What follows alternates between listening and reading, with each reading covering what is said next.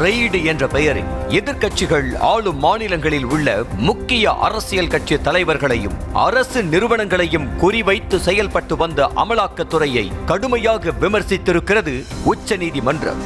டாஸ்மாகில் முறைகேடு நடந்திருப்பதாக கூறி அதன் தலைமையகத்தில் ரெய்டு நடத்திய அமலாக்கத்துறை நிர்வாக இயக்குனர் விசாகனை பிடித்து துருவி மணிக்கணக்கில் விசாரணையும் நடத்தியது.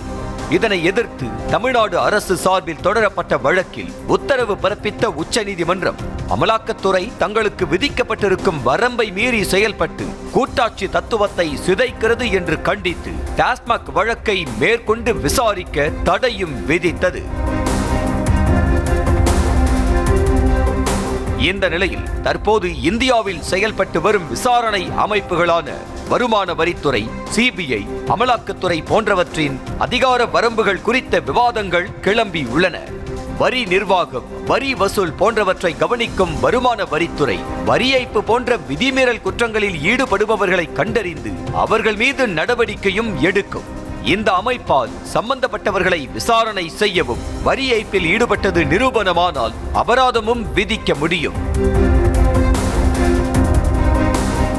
அடுத்த விசாரணை அமைப்பான சிபிஐ லஞ்சம், ஊழல் தொடர்பான விஷயத்தையும் பொருளாதார குற்றங்களையும் விசாரிக்கும். அது தவிர தீவிர தன்மை அதிகமுள்ள படுகொலைகள், கொள்ளை சம்பவங்கள், பாலியல் குற்றங்கள் போன்ற குற்றச் சம்பவங்களையும் சிபிஐ அமைப்பு விசாரிக்கும். இந்த அமைப்புக்கு ஒருவரை விசாரிக்கும் அதிகாரமும் கைது செய்யும் அதிகாரமும் உள்ளது. எதிர்க்கட்சி ஆளும் மாநிலங்களில் உள்ள அரசியல் கட்சி தலைவர்களுக்கு மிக பெரும் தலைவலியை கொடுத்து வரும் அமலாக்கத்துறைக்கும் அதிகார வரம்புகள் உள்ளன.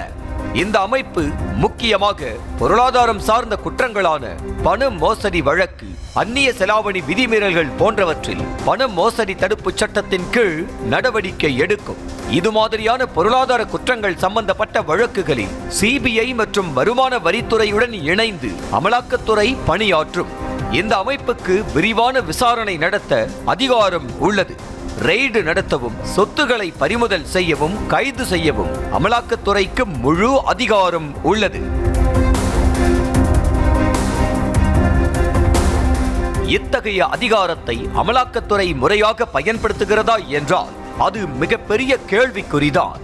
காரணம், மத்திய அரசு பாராளுமன்றத்தில் தெரிவித்த தகவலின்படி இந்தியா முழுவதும் கடந்த 10 ஆண்டுகளில் அரசியல்வாதிகள் மீது 193 வழக்குகளை அமலாக்கத்துறை பதிவு செய்திருக்கிறது.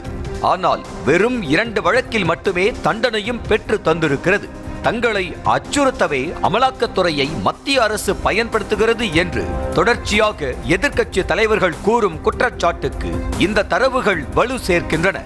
இதன் தொடர்ச்சியாகத்தான் தமிழ்நாடு லஞ்ச ஒழிப்புத்துறையால் பதிவு செய்யப்பட்ட 40க்கும் மேற்பட்ட வழக்குகளை வைத்து டாஸ்மாக் தலைமை அலுவலகத்தில் புகுந்த அமலாக்கத்துறையை கடுமையாக சாடி விசாரணைக்கு தடை விதித்திருக்கிறது உச்சநீதிமன்றம்.